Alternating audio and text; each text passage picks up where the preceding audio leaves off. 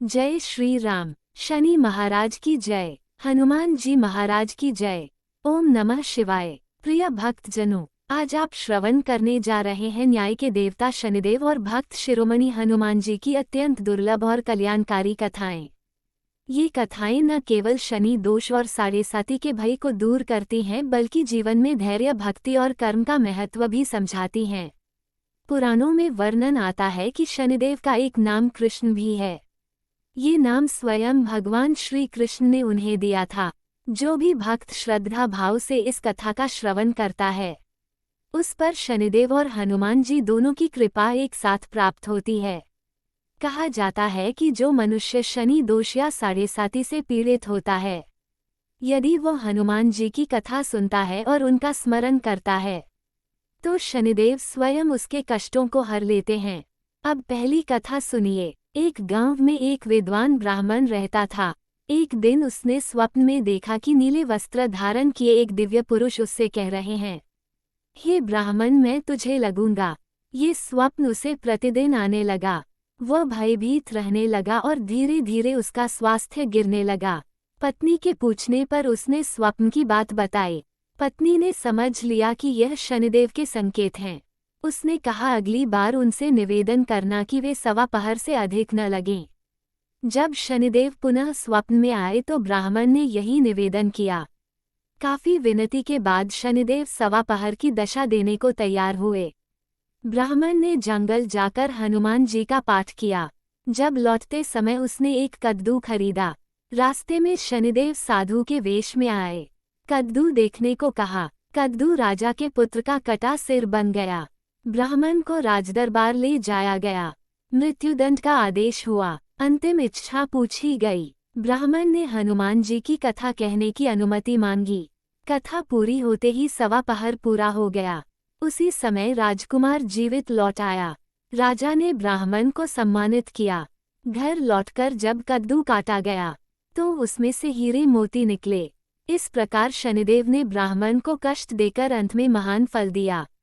ये कथा हमें सिखाती है कि शनिदेव दंड नहीं देते, वे हमें कर्म और धैर्य की शिक्षा देते हैं। अब दूसरी कथा सुनिए। नर्मदा किनारे एक साहूकार परिवार रहता था। छोटा पुत्र मानसिक रोग से पीड़ित था। बहू तारा निसंतान थी। उसने अपने देवर का विवाह नौकरानी चंदा से कराया। चंदा ने पुत्र को जन्म दिया। तारा ने बच्चे को छीनकर चंदा को घर से निकाल दिया। चंदा भगवान कृष्ण के मंदिर पहुंची। वहां रोते हुए ओम कृष्णाय नमः का जाप करने लगी। भगवान के आदेश से शनिदेव साधु रूप में आए। उन्होंने चंदा को धैर्य दिया। फिर वे साहूकार के घर पहुंचे। मानसिक रोगी चंदन को ठीक किया। तारा को समझाया, पर तारा नहीं मानी। तारा को उसके कर्मों का फल मिला। वह स्वयं रोगग्रस्त हो गई। चंदा को उसका परिवार वापस मिला। ये कथा सिखाती है कि अन्याय करने वाला स्वयं दंड पाता है और सच्ची भक्ति करने वाला अवश्य फल पाता है। अब हनुमान जी की कथा सुनिए। एक साहूकारनी प्रतिदिन हनुमान जी को भोग अर्पित करती थी। बहू ने उसकी भक्ति पर संदेह किया। सास दुखी होकर उपवास करने लगी। हनुमान जी ने स्वयं आकर उसे भोजन दिया। कुछ दिनों में बहू के घर का अन्न समाप्त हो गया। बहू को अपनी गलती का एहसास हुआ। उसने सास से क्षमा मांगी। हनुमान जी की कृपा से घर में फिर समृद्धि आई। अब मंगल देव की कथा। एक वृद्धा मंगलवार का व्रत करती थी। हनुमान जी ने उसकी भक्ति की परीक्षा ली। उसने बिना संकोच अपने पुत्र को भी समर्पित कर दिया। हनुमान जी प्रकट हुए, पुत्र को सुरक्षित लौटा दिया और भक्ति का वरदान दिया। अंतिम कथा। केशवदत्त और सावित्री वर्षों तक मंगलवार का व्रत करते रहे। हनुमान जी ने पुत्र का वरदान दिया। संदेह के कारण पिता ने पुत्र को कुएं में फेंक दिया। हनुमान जी की कृपा से बालक जीवित रहा। पिता को अपनी भूल का ज्ञान हुआ। परिवार सुखी हो गया। इन कथाओं से हमें ये शिक्षा मिलती है कि शनिदेव और हनुमान जी सच्ची भक्ति से प्रसन्न होते हैं। वे कष्ट देकर भी अंत में कल्याण ही करते हैं। जो भी श्रद्धा से इन कथाओं का श्रवण करता है, उसके जीवन से भय, रोग और दरिद्रता दूर होती है।